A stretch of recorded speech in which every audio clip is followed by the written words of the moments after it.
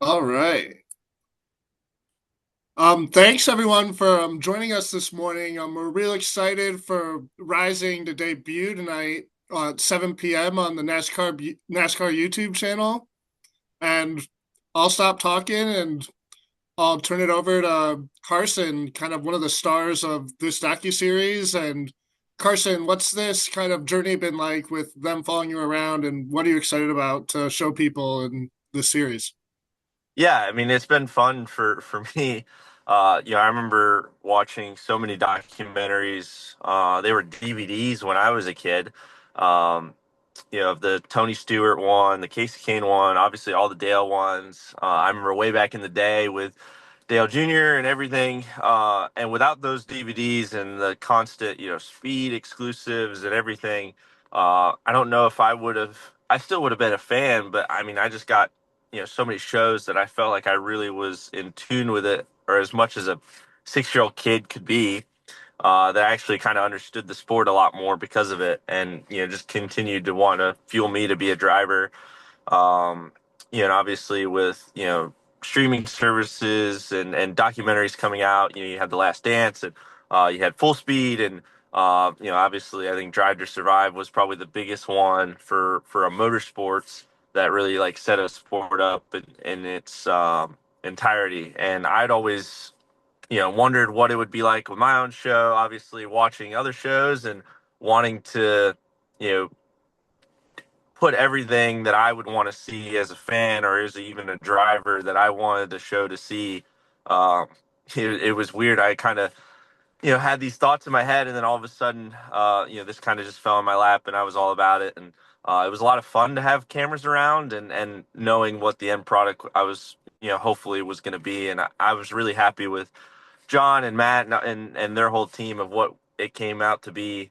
That it never felt weird with cameras around because I knew we were getting a lot of good stuff that I knew they could create an amazing show. And yeah, something I'm really proud of to be a part of it.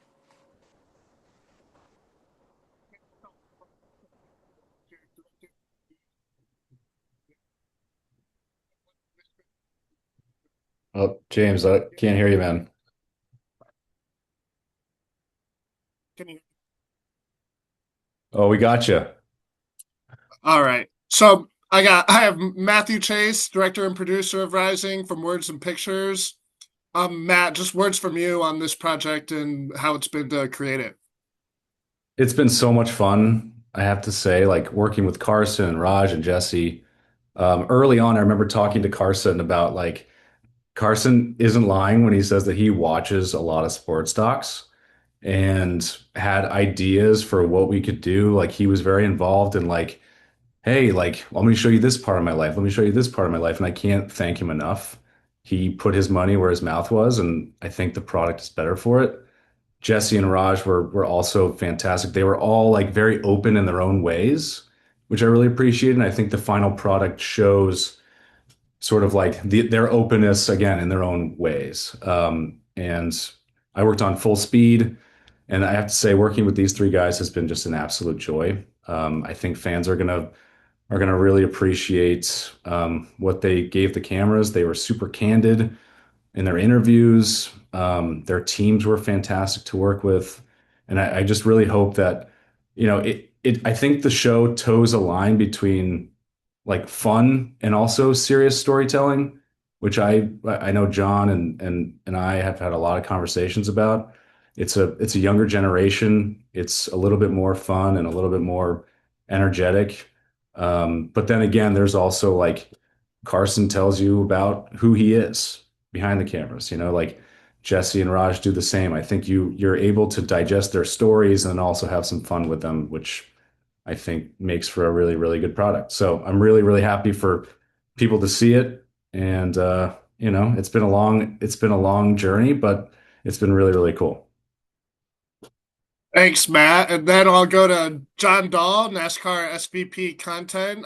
John, another one of our projects with Rising. Just any words from you? Yeah, we've had the Full Speed series the last couple of years on Netflix, and it's been focused on the playoffs and really our more established drivers, who are making the playoffs and then getting to the championship four. And I thought we could use something that put a spotlight on our younger drivers, our next generation of stars. And, with a little inspiration, I would say, from the quarterback series, it's something that I've really enjoyed on Netflix. I thought, we could have a variety of characters representing different aspects of the top levels of NASCAR. So have a truck driver, have an Xfinity, soon to be O'Reilly Auto Parts driver, and have a Cup Series driver. And as we cast the variety of stories and backgrounds and parts of the country, I think was important. To see Jesse Love from California, Carson Hocevar from the Midwest there in Michigan, and Rajah from the East Coast, the DC area. It created a nice variety of stories at different levels. And I first talked to Carson about it a year ago at the awards banquet in Charlotte. And I mean, Carson was just like a quick yes, absolutely. By the end of the evening, he was texting me on how we could move forward on this. And that was just to have that buy-in right away means so much. And I think we're really bringing in an opportunity for fans to get to know these guys better, to get to know, their certainly their accomplishments and their pursuits on the track, but off the track as well, and get to know them as people, see them at times at very vulnerable moments, to see the struggles of what it's like to want to break through and get to that higher level, because the competition is so fierce at all of these levels. And for them to take us inside their lives, I'm just so grateful and appreciative to have that buy-in and trust from Carson, from Jesse, and from Rajah. And I think it really shows in the product. Thanks, John. We'll open it for questions now. I'll start with Weaver. Hey, hey guys, thanks for the time this morning, afternoon, wherever we're at now. Just as a general question about the documentary philosophy at NASCAR and with y'all's relationship, this is for John and Matt. Uh, what what do you guys try to do when you sit down at the collaboration process and say, hey, this is the kind of stories we want to tell, this is the personalities we want to spotlight? What is that brainstorm session like for you guys? Well, I'll start. Matt, chime in on this. I think what you're looking for is characters, people. In this case, drivers who are willing to open up, to not just present a polished PR look at their lives, to be willing to be vulnerable, to have an interesting story, an interesting backstory. I think we've seen it with all three of them over the course of these 5 episodes that are rolling out. They all have really interesting and inspiring backstories, and you get to just see them as human beings. And I think as we continue to try to expand our audience for NASCAR, we want we want storytelling that is authentic and that is relatable. And I think that's what we got here. Yeah, I would just, John, I think that's exactly right. And I think John, I have to give him some props. He did an amazing job casting. Um, and I think the cool thing about this show is that it really gives scope to all three series of NASCAR and what that looks like for each driver at each level. And I think it gives you a sense of like climbing the ladder, which is really cool. And I haven't really seen done a lot in any, not just NASCAR, but any sport. And like John said, finding people that were willing to be vulnerable, and all three guys were at different points in the season, for different reasons.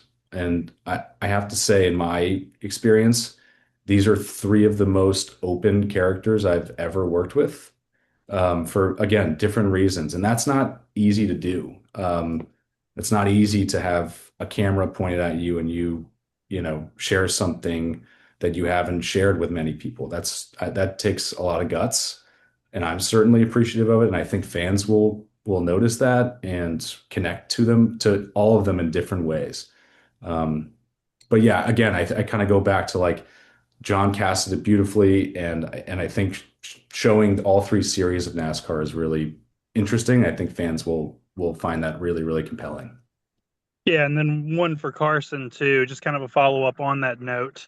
Um, if you look back at NASCAR 10, 15 years ago, we had a ton of star power. Not only did we have stars, we had people that were basically rock stars. They were on Saturday Night Live doing all the New York talk shows, and same sport, same capacity to create that kind of star power, but we have to create them. I'm curious, how much are you cognizant of the opportunity in that putting yourself out there and being authentic, your Twitch streams, going to all the short track and dirt track races?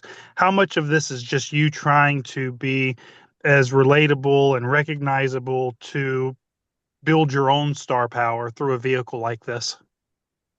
Yeah, there's multiple ways to skin that cat, but I think the biggest thing is, I'm going to all these tracks and doing these shows and everything just because, and being who I am, I'm not playing a part or trying to be relatable or anything. I'm not doing anything just for the sake of, just like, oh, I hope the fans appreciate this, or I hope this builds my brand, or this or that, right? I'm would do all these things behind closed doors. Just I want to be able to show it because that's what I would want to be. If I was a fan now, or if I was a fan, if I reset the clock and I was a fan as a kid now, I'd want to be the driver that I would want to be a fan of. And now it's YouTube and streaming services and documentaries and streaming, with content creators and everything. Like Lamullet's, Saturday got an unbelievable amount of people and viewers and everything, and it's crazy that it just started from a guy with his iPhone. And it's still just a guy with his iPhone, and and it's just fun to watch. So it's just ultimately it could create the, hopefully grow the sport and do everything its way. And it would be a disservice to, 5-year-old me that fell in love with the sport. And it'd be a disservice to every fan and kid out there now if I shied away from going in the stands and enjoying it, an Xfinity race or a truck race or, doing anything fun and not posting about it and letting people see the, what drivers do for fun. And I think that would just be such a disservice to, all the fans out there, but also, the sport as a whole, and not, hopefully moving the needle because, I'm passionate about it. And what makes me, um, super, super passionate is, walking around and seeing little kids with their family enjoying it. And it takes me back to, how much, those feelings I had as a kid. And that makes the, world go around for me, is just reminding myself of that. And, anytime I see a kid, enjoying race cars, it's mind boggling to me that, there's still kids out there that enjoy it just as much as me. And it takes me back there. Thanks, everyone. Jordan, we're gonna Jordan Bianchi now. Hey guys, appreciate the time today. This question's probably for John and anybody else who wants to chime in, and then I've got a couple follow-ups. This is NASCAR's kind of first foray doing something with YouTube. We know NASCAR is really trying to kind of push towards trying to make itself more accessible to a younger demographic. With that in mind, how imperative was it to kind of align with somebody like YouTube to kind of achieve that goal? I think it's really important to do that, because I think as we go forward with our original content pursuits, the more we can control our own destiny, in a sense, the better, in my view. We started the NASCAR channel this year, and it's done really well in its first year. Now we've got like 8 different fast platforms that we're on with the NASCAR channels. It's done exceptionally well in year 1, and we've seen a bump up when we do a live event like an ARCA race. The audience does go up. So real encouraged by what we can do there. And the YouTube channel. YouTube has been a priority pretty much from day 1 since I walked in the door at NASCAR 18 months ago. That, look, it's the #1 platform in the world. The amount of users is in the billions, and we have to be great on YouTube going forward, I felt like. And so a series like this gives us a chance to show how much we're prioritizing this. To premiere it on our YouTube channel shows that we mean business, that we're walking the walk. We're not just talking the talk when it comes to YouTube and the importance of it. And so, we wanted to figure out what is the best strategy for rolling out 5 episodes. We talked about, do you do it weekly? Do you do it over the course of the season from time to time, have an episode drop? We settled on, waiting till the season was over and then nightly, for this entire week, every night, a new episode. And I'm glad we did, quite honestly, because we got a chance to see Jesse's story play out with Jesse winning the championship. It created quite an interesting and dramatic story twist to the entire season for all three. And then a couple other questions for me, Carson. This one's for you. As you went through this process, was there anything that was they were filming and you're like, man, I am worried about how this is going to be portrayed, or can we not have this on the show? And then ultimately, you're okay with it. No, I mean there wasn't anything. I think it's healthy for a show to have the good, bad, and the ugly, right? And I think it's for me, I think I'm comfortable being vulnerable on a camera just because um, I think that's healthy. I mean, every life isn't all sunshine and rainbows, and when everything's PR'd or portrayed that it is all sunshines and rainbows, I think everybody um, the way the world is now can read through that super easily and or feel like something's not genuine or something's faked or whatever. So when it is good, bad, or ugly, um, you could tell, and I think that becomes authentic and real and that's what I would want to watch. There's sometimes where there's a reason drama or you get clickbaity at times and it sells, right? So I think shows need that. There's a reason reality shows, there's a lot of it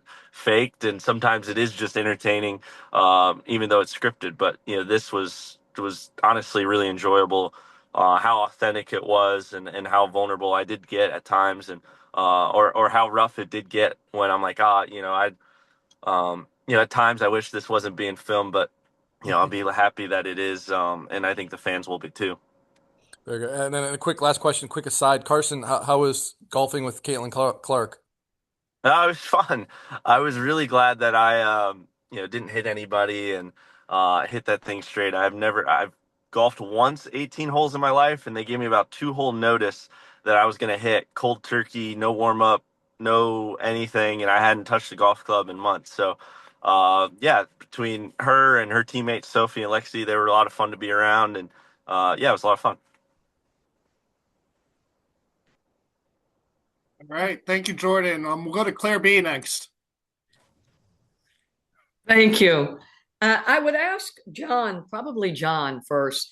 For drivers, I mean, Carson Hocevar is gifted, as you have said, at handling media and whatnot. And I've talked to a lot of young drivers over the years. People say, well, who's your favorite driver? And I always say the young ones, but you got to open them slowly and unwrap their personalities until finally they trust you and they become who they're going to be. I mean, that sounds like I know it all, but you choose people that are really good. You got to make this successful for YouTube. What would your advice be to young drivers, who want to be that Carson Hocevar? It has to happen organically. Maybe they don't have it. So we have many Carson Hocevars with a lot of great personality, and they do have good personalities inside. You know what I'm saying? I do. I think that the advice I would give is to be yourself. And if yourself is just very, buttoned up and you don't want to say much, that's fine. But for those who are more willing to be, put themselves out there like Carson is, I would say do it. Don't be afraid of what a sponsor might think or say. You might find that more sponsors want to flock to you because of who you are. So I think that's really important to just not hold back. And I think that probably is pretty good advice, I would say, on the track as well as off. I got to tell you, Carson did get my attention pretty much after I started at NASCAR. I definitely noticed him months before I approached him at the awards banquet about being featured in the inaugural season of Rising. And I'm like, I see a lot in him. There's a lot of potential here. And what I love about Carson is that, when the heat turned up in Atlanta and some drivers started getting really irritated with him in that race, the second race of the year, he didn't back down. He was like, hey, this is how it goes. This is the way it is. And I feel like Carson's really good he can take it as well as he can dish it out. Like he's consistent in that. If somebody wants to come at him, he deals with it. He doesn't have two different standards, and I think that comes through in the series here. Yeah, and Carson, I agree, and that's why he's fun to cover. But it's not like Carson, you want to be this guy. It's you being natural, and it works, right? What would your suggestion be? And I'm sorry, my camera's not on for some reason. It's not working here, so I can wave to you. But what would your suggestion be if people, these young drivers? I'm not saying they don't have personality; they do, but it's not out there yet. Yeah, I mean, it's a balance. I got super lucky that um, all my sponsors and teams, are kind of bought in on allowing me to be me. I think there's a lot of times drivers or kids, because a lot of times it's families getting up and they sign with a management deal, and you see at 15 years old they have you know uh, nice pants, and they look like salesmen showing up to the racetrack at times, and buttons up, and shirt tucked in, showing up to the racetrack at 15 with the sponsors all over them, which most of the time they're family or whatever. But they get taught at a really young age, that's exactly how you look and play the part. And yeah, I never had that or anything. I was always showing up in shorts or whatever the case may be, and uh, just racing, and didn't really worry about what I looked like or cared or whatever. And at times was like, well, if they all look like salesmen, at least I stand out, or maybe they can think they can fix me or whatever, right? But uh, yeah, I just think the biggest thing is I was lucky to stand out in a crowd and run good and have speed. And um, yeah, I mean, I think the further you get along and the more sponsors you get, and um, the more team buys in, the more you can really let go and race how you want to race and be yourself and everything. And it's tough to when you get taught that young age, though, completely change 180. And I think at times a major team could be good, and sometimes it can kind of hurt or hinder your availability to kind of sell or whatever. But ultimately, sponsors nowadays want to just be involved. All the sponsors that I have or partners that I'm involved with this year and moving forward right now are a lot of the CEOs or main marketing folk are just race fans, and they love racing with me, or feel like they're buying into something that we can grow, and kind of like a stock, they're buying in low and hopefully seeing that us raise and go forward and win races with Spire and our 77 team. So it's all a balance, and this sport's so different with everybody's journey and everything. But ultimately, at times, I always laugh at the 14 or 15-year-old walking up, looking like a salesman at times, asking what they could do to, and asking for advice. I always just laugh and giggle, and uh, you know, they some are going to make it, some aren't, but it's always fun to just see everybody's different approach. Looking forward to seeing the documentary, guys. Appreciate it. Thank you. We'll go to Scotty Powell. Hey, Carson, and everyone else. Appreciate you guys joining us. My first question is for John. And John, I've noticed this past year, you and your team have really come out with some great social media stuff. I think it started back at the Clash with Austin Cindric and Christopher Bell, and then had Keselowski and Busch with the Homestead announcement, and then Carson was involved with the San Diego announcement. Can you talk about the just kind of the backstory of those and why the social media has just been so great this year? Well, I will say Jess Smith, who joined NASCAR a year ago, has done just an outstanding job with that, taking hold of that and expanding our efforts in that space. And we've seen a lot of success. I think a lot of growth there, thanks to Jess and her entire team. They've done an outstanding job. You got to meet you got to meet the audience where they are, and more are on social media platforms in addition to YouTube, which really is a social media platform as well. And so again, we have to be great there. We really do going forward. It's a changing environment, a changing climate, and it's essential that we are willing to try things, to take creative risks, do things differently, to draw in new fans.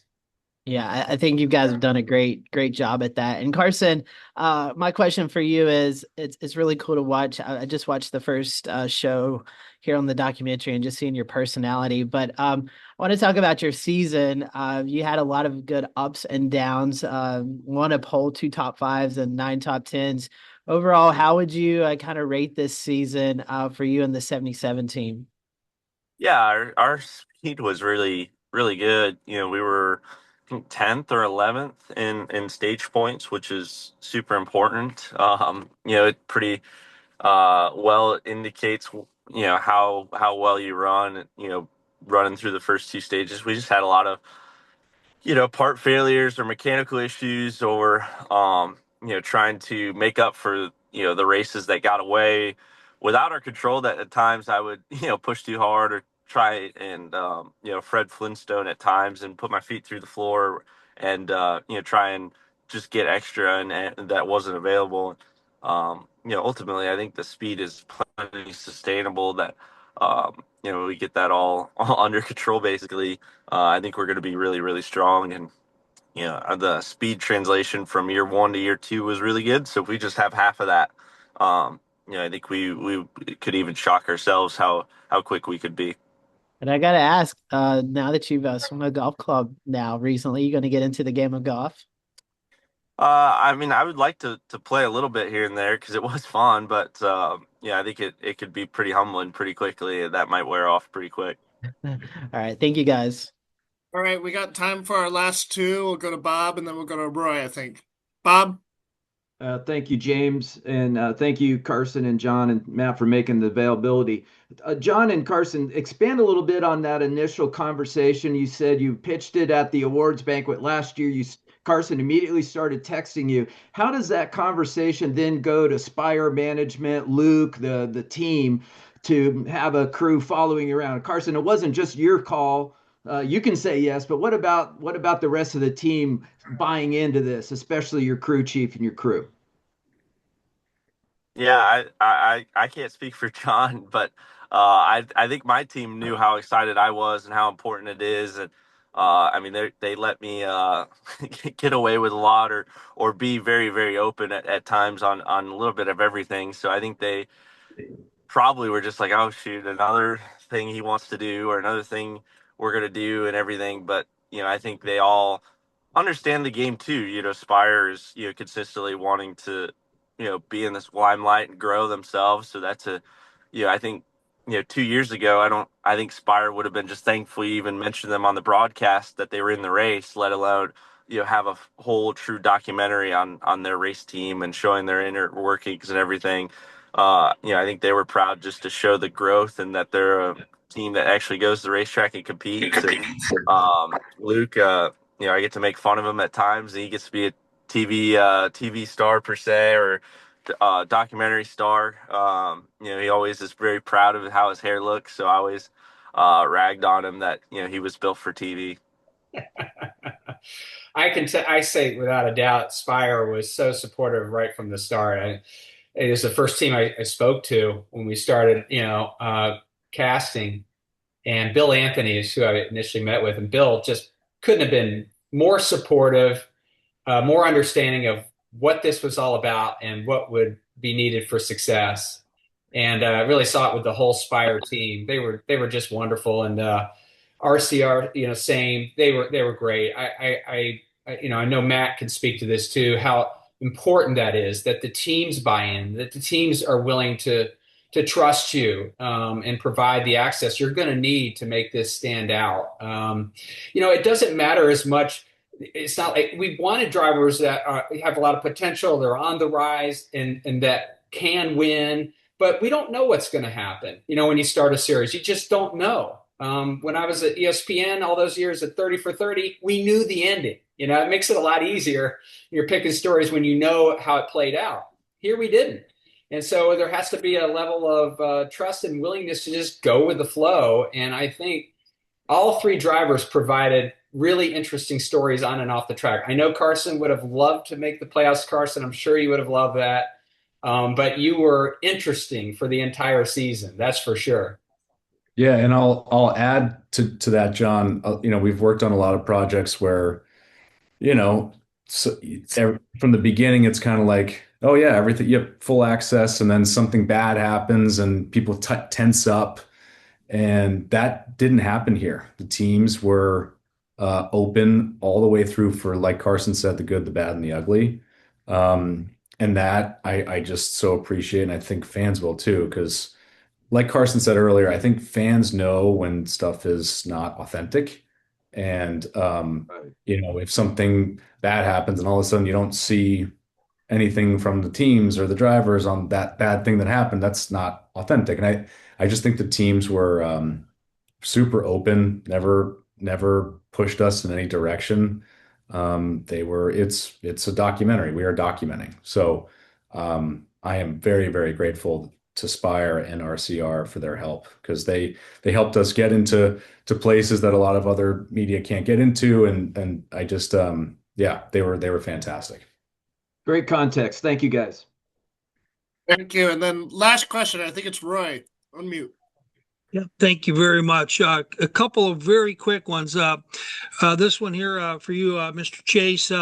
Was there anything in the filmmaking this year that was so elevated by these guys that it'll be a baseline for next year, and you'll take off from there for whatever project you're involved with NASCAR Productions?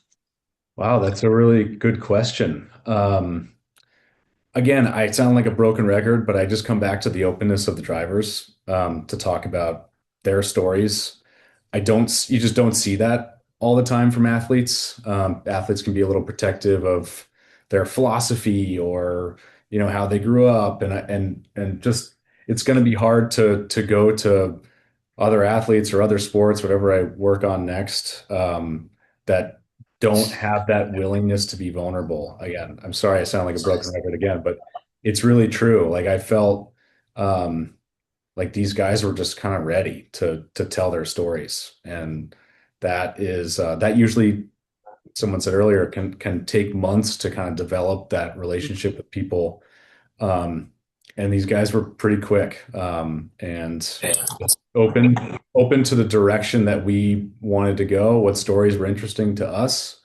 I never felt any, again, for 9 months, like never felt anyone pushing us in a particular story direction, and that's not always the case. So that has become a new baseline, and it's really exciting. And hopefully we work on something next, and that continues. But it was just refreshing, really refreshing to work with these guys. One real quick question for Carson, if he's still on. Being a native Detroiter like I am, I see you're wearing the Lion swag. You familiar with the Gordie Howe hat trick of his idea about the hat trick was a goal, assist, and a fight? What is your 2026 goal? What three things you want to see in a race? I know what one of them will be, but we want to hear it from you. I don't know.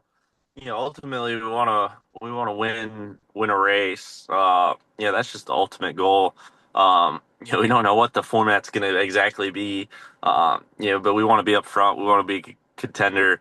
Last year was just being in contention for a win. I think was an ultimate goal. Just be there at the very end, and have maybe control of a race and have a shot.